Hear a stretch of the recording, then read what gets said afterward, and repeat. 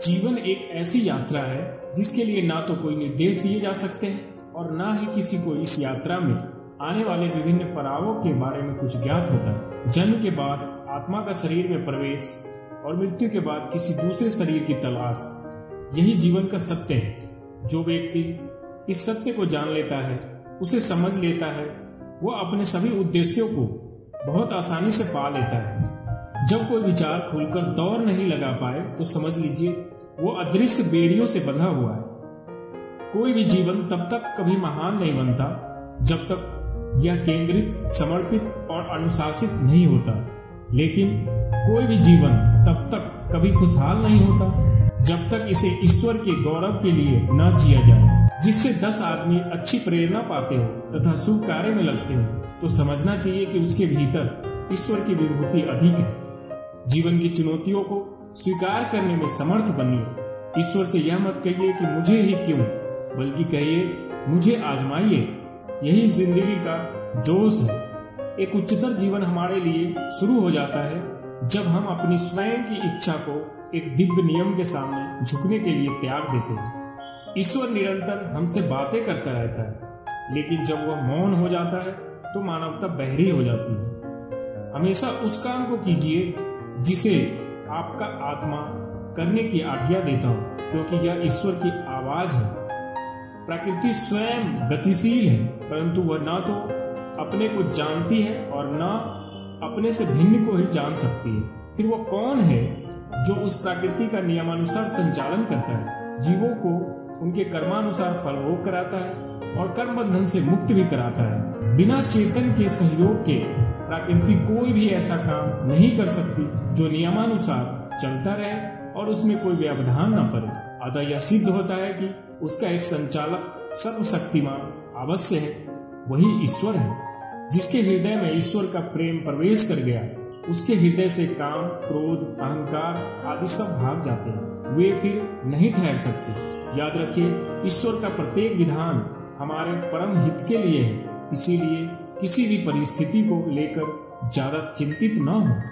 हर घटना, चाहे वह छोटी हो या बड़ी, एक शिक्षाप्रद कहानी की तरह है जिसके द्वारा ईश्वर हमसे बात करता है। उस संदेश को समझना जीवन की कला है। यहाँ की कोई भी वस्तु नित्य सदा रहने वाली नहीं है, हमारा शरीर भी। इसीलिए हम जिस वस्तु को मेरी कहते हैं, वो वस्तु हमारे देखते देखते नष्ट हो जाती है, हमसे उसका वियोग हो जाता है, अथवा वह वस्तु ज्यों की त्यों यहाँ पर रह जाती है और उसे छोड़कर हमको चल देना पड़ता है। फिर वह वस्तु हमारी कैसे है, यह मेरा मानना तथा कहना बिल्कुल भूल की बात है।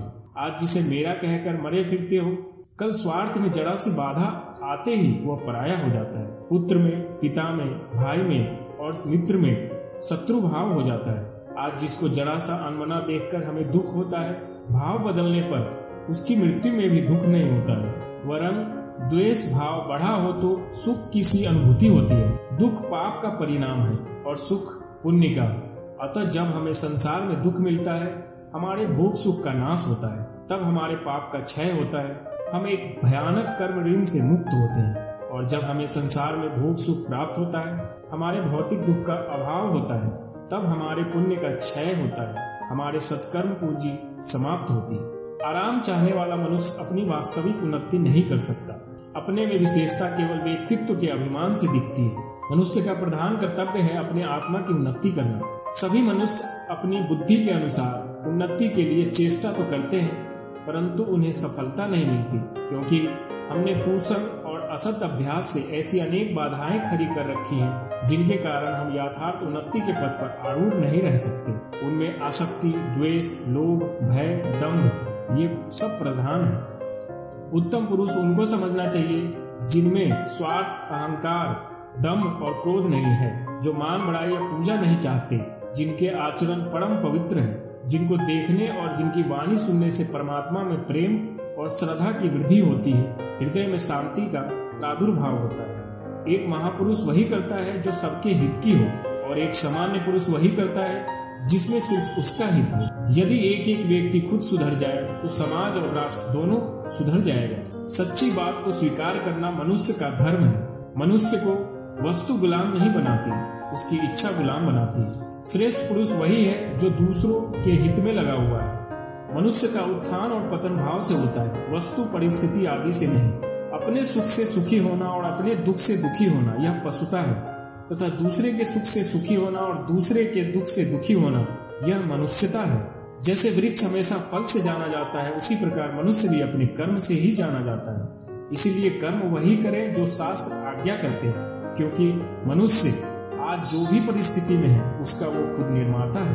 कम उम्र में मिला हुआ सुख इंसान को कभी भी समझदार नहीं बनने देता है, और कम उम्र में मिला हुआ दुख इंसान को समझदारी का उस्ताद बना देता है। जिसके पास भी विवेक नहीं है, जिसका मन हमेशा बटा बटा रहता है, वो उस रथी की तरह है जिसके घोड़े अब उसके नियंत्रण में नहीं है। जब तुम्हें कोई कमी महसूस होती है या दुखी होती हो या किसी बात का शोक मनाते हो, यही बंधन है। जब ये नहीं है तो तुम मुक्त हो। जिन मुश्किलों का सामना आज हम कर रहे हैं वे इंसान की पैदा की हुई। संसार में जिस भी प्रकार के दुख हैं उन सभी का कारण मोह है। जितना ही आप ममता की वस्तुओं को मेरी कहने वाली वस्तुओं को बढ़ाओगे, आपकी विपत्तियां बढ़ेंगी और उतने ही चिंता, विषाद, शोक और बंधन बढ़ेंगे। जिनके जीवन में ममता की जितनी कम से कम वस्तु, कम से कम प्राणी है, उनका जीवन उतना ही विपत्ति रहित, अतएव चिंता रहित, शोक, विषाद शून्य और बंधन से मुक्त है।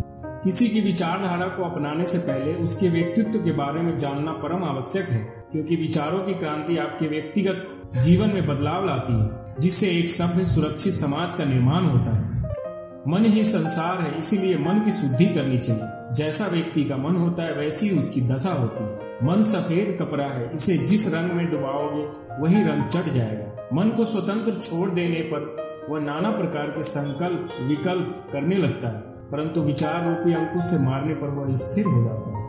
जब तक अभिमान और स्वार्थ है तब तक किसी के भी साथ प्रेम नहीं हो सकता। जिसका स्वभाव सुधर जाएगा उसके लिए दुनिया सुधर जाएगी। जिसके भीतर इच्छा है उसको किसी न किसी पर निर्भर होना ही पड़ेगा।